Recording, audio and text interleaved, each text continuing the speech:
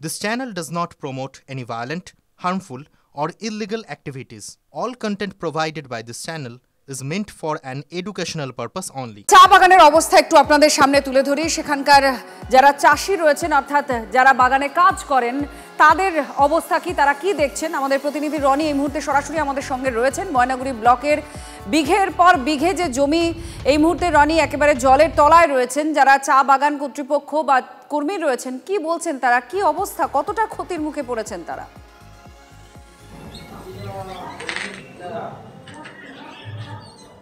দেখো আত্রি বন্যায় যেমন ক্ষতি হয়েছে চাষের ফসলের, তেমনি ক্ষতি হয়েছে চা বাগানের।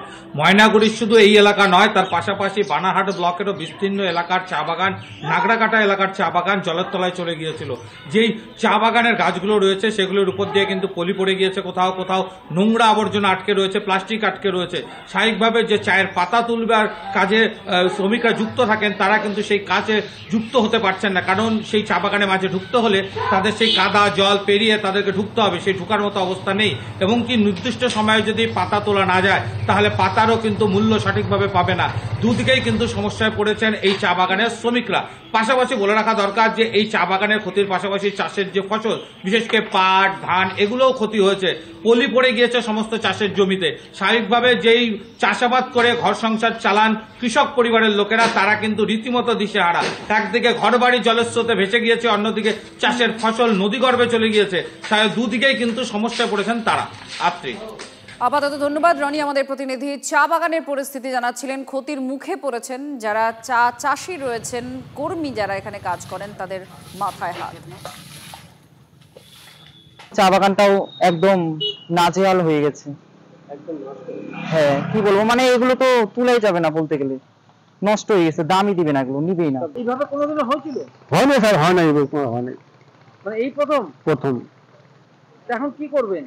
এখন কি করবো স্যার, এখন গাছ নষ্ট হলে তার আমার যদি ধুয়ে টুয়ে কিছু পাওয়া যায়। এটা কতটা ক্ষতি হয়েছে? প্রচন্ড স্যার, এই রাউন্ডটাই শেষ হয়ে যাবে, গাছ বাঁচে কি না বাঁচে মুশকিল স্যার। এখন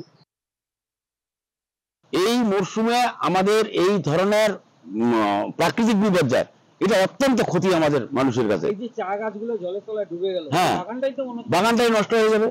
ফের ভিন রাজ্যে বাংলার এক শ্রমিকের মৃত্যু। গুজরাটের কারখানায় বয়লার বিস্ফোরণে মৃত্যু হয়েছে নন্দীগ্রামের দুজন পরিযায়ী শ্রমিকের। দুই যুবকের আকস্মিক মৃত্যুতে কালীচরণপুর গ্রামে শোকের ছায়া। শনিবার গুজরাতের কারখানায় ভয়াবহ বয়লার ফেটে যায়। প্রাণ হারান 25 বছর বয়সী প্রণব দিন্দা আর 29 বছর বয়সী চন্দন দাস। উভয় নন্দীগ্রাম 1 নম্বর ব্লকের কালীচরণপুরের বাসিন্দা। গুজরাট থেকে নিহতদের দেহ দ্রুত ফিরিয়ে আনার সমস্ত ব্যবস্থা করেছে প্রশাসন। বাস্ট হয়ে গেছে। মানে কোথায় কাজ করতেছিল? গুজরাটে। কিসের কাজ করতো? ওই ওয়েল্ডিং এর কাজ। ওই তোমার গুজরাটে কাজে গেছিল, ওয়েল্ডারে কাজ করে। ওই গ্যাস ট্যাঙ্কি মানে ওয়েল্ডিং কাজ করে, মানে গ্যাস ট্যাঙ্কি ওয়েল্ডিং করছিল। ওই ট্যাঙ্কিটা বাস্ট হওয়ার কারণে ওই দুজন ছিল, দুজনে কিন্তু ওখানে মারা গেছে। আর আরেকজন বাড়ি কোথায়? আরেকজন বাড়ি কনিষ্ক আমাদের প্রতিনিধির সঙ্গে আছেন। কনিষ্ক, আর কি খবর পাওয়া গেছে এরপর? দেখো, এখনো পর্যন্ত কিন্তু এই পরিবার সূত্রে যেমনটা জানা যাচ্ছে যে গুজরাট থেকে ইতিমধ্যে দুজন পরিযায়ী শ্রমিকের দেহ নিয়ে অ্যাম্বুলেন্স রওনা দিয়েছে এবং আগামীকাল নন্দীগ্রামের এই কালীচরণপুর, নন্দীগ্রাম 1 ব্লকের এই কালীচরণপুরের গ্রামে পৌঁছবে এবং প্রথমত হিন্দু শাস্ত্র মতো যেরকম শেষকৃত্য সম্পন্ন হবে। যদিও এই ঘটনার খবর আসার পরে কার্যত দুই পরিবার দিশেহারা। এই মুহূর্তে কিন্তু একমাত্র যারা দুই পরিবারে যারা কর্মসংস্থানের সঙ্গে যুক্ত ছিলেন এবং একমাত্র উপার্জনকারী, তাদের মৃত্যুতে কার্যত শোক স্তব্ধ পুরো এলাকা। এবং এই পরিবার কিভাবে আগামী দিনে তাদের জীবনযাপন করবে সেই নিয়ে যথেষ্ট চিন্তিত এলাকাবাসী থেকে পরিবার পরিজনেরা। ধন্যবাদ।